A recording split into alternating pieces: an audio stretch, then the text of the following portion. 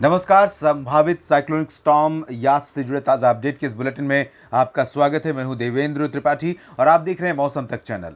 इस समय ये सिस्टम डिप्रेशन बन चुका है। आज 23 मई है। 23 मई को सुबह के समय ही ये सिस्टम इंटेंसिफाई हुआ और डिप्रेशन की इंटेंसिटी में पहुंच गया। और इस स्थिति में जो मध्य और पूर्व बंगाल की खाड़ी का क्षेत्र है, जहां पर संभावित साइक्लोनिक स्टॉर्म मौजूद है और धीरे धीरे उत्तर तथा उत्तर पश्चिमी दिशा में आगे बढ़ रहा है। बेसिकली इस डायरेक्शन में आगे बढ़ रहा है। यहाँ इसके आसपास जो हवाओं की रफ्तार है लगभग 60 किलोमीटर प्रति घंटे के आसपास है सिस्टम के इर्द गिर्द में, और इसकी दूरी ओडिशा के तटवर्ती क्षेत्रों से लगभग 550 किलोमीटर और 650 किलोमीटर के बीच है। साथ ही साथ अगर हम गंगेय पश्चिम बंगाल की बात करेंगे तो गंगेय पश्चिम बंगाल के दीघा से भी 650 किलोमीटर दक्षिण और दक्षिण पूर्व में सिस्टम स्थित है इस समय।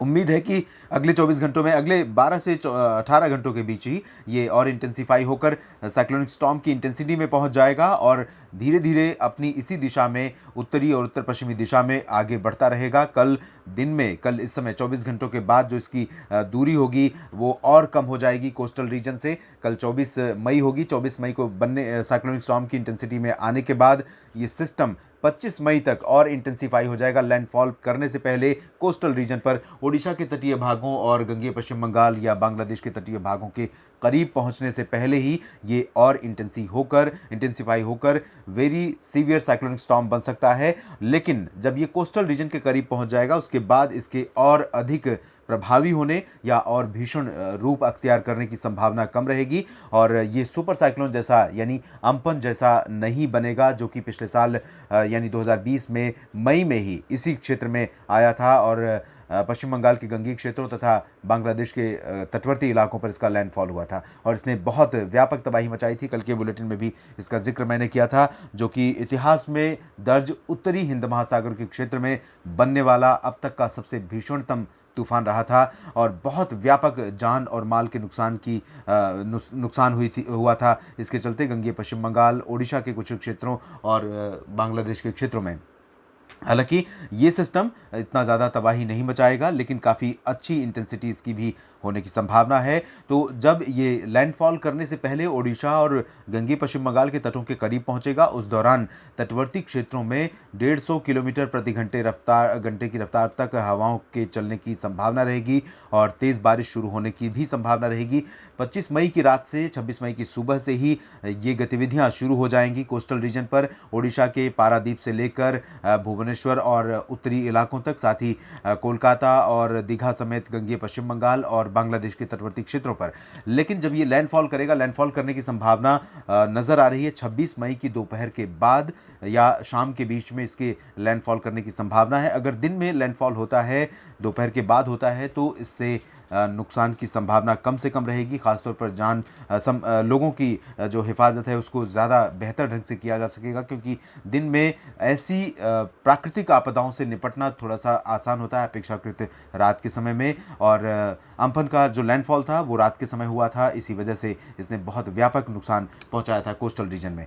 इस समय आपको हम दिखाते हैं ताज़ा स्थिति क्या है, किस तरह से यहाँ पर हवाओं की जो इंटेंसिटी है, हवाओं का जो प्रभाव है वो देख सकते हैं। बंगाल की खाड़ी के मध्य और पूर्वी भागों पर लगभग 60 किलोमीटर प्रति घंटे की रफ्तार से यहाँ पर इस सिस्टम के प्रभाव से, डिप्रेशन के प्रभाव से हवाएं चल रही हैं और धीरे धीरे ये उत्तर और उत्तर पश्चिमी दिशा में बढ़ते हुए और इंटेंसिफाई होता जाएगा। समुद्र की सतह का तापमान और वायुमंडल की स्थितियां सभी इस सिस्टम को सपोर्ट कर रही हैं, जिसकी वजह से हम अनुमान लगा रहे हैं कि ये इंटेंसिफाई होकर जल्द ही साइक्लोनिक स्टॉर्म बनेगा। उसके बाद सीवियर साइक्लोनिक स्टॉर्म और फिर इंटेंसिफाई होकर वेरी सीवियर साइक्लोनिक स्टॉर्म बनेगा। और इसके प्रभाव से जो प्रभावित होने वाले, बारिश प्राप्त करने वाले क्षेत्र होंगे या जिन राज्यों में तेज़ हवाएं चलेंगी और बारिश की संभावना बनेगी, उनमें ओडिशा का समूचा तटवर्ती क्षेत्र होगा। ओडिशा के उत्तरी इलाके ज़्यादा प्रभावित होंगे, क्योंकि ओडिशा के उत्तरी क्षेत्रों पर ही इसके लैंडफॉल करने की संभावना बन रही है। और गंगेय पश्चिम बंगाल का भी कई इलाका इसकी चपेट में आएगा, कई इलाके चपेट में आएंगे, जहाँ पर मूसलाधार वर्षा और तूफानी रफ्तार से हवाएं चलेंगी।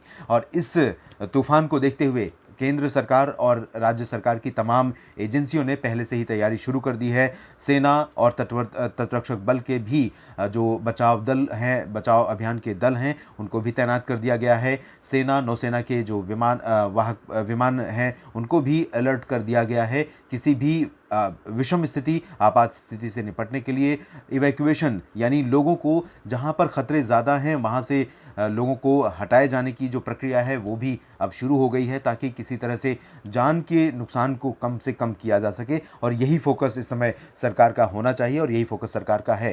तो लोगों को भी थोड़ा सा एहतियात बरतना पड़ेगा। एजेंसियों द्वारा, राहत और बचाव एजेंसियों द्वारा, राज्य सरकार के एडमिनिस्ट्रेशन द्वारा जो भी चेतावनी, जो भी सुझाव जारी किए जा रहे हैं, उन पर अमल करना होगा। उनको रूल आउट करना आपके लिए ख़तरनाक हो सकता है। ऐसे क्षेत्रों में जहां पर कमज़ोर मकान या कमज़ोर झोपड़े हैं, उन जगहों पर रहना इस समय सुरक्षित नहीं होगा, जिसमें लैंडफॉल करने की संभावना है। तो 26 मई के लिए कम से कम तटवर्ती रीजन में, पारादीप से लेकर उत्तरी ओडिशा के तटवर्ती क्षेत्रों और दीघा समेत जो गंगे पश्चिम बंगाल का तटवर्ती इलाका है, इन भागों के तटवर्ती इलाकों से लोगों को सुरक्षित स्थानों पर खुद ही पहुंच जाना चाहिए। साथ ही साथ इस समय कोविड महामारी है, तो अगर आपको राहत शिविरों में रखा जाए तो उस दौरान एक जगह पर बहुत अधिक लोगों की संख्या हो सकती है।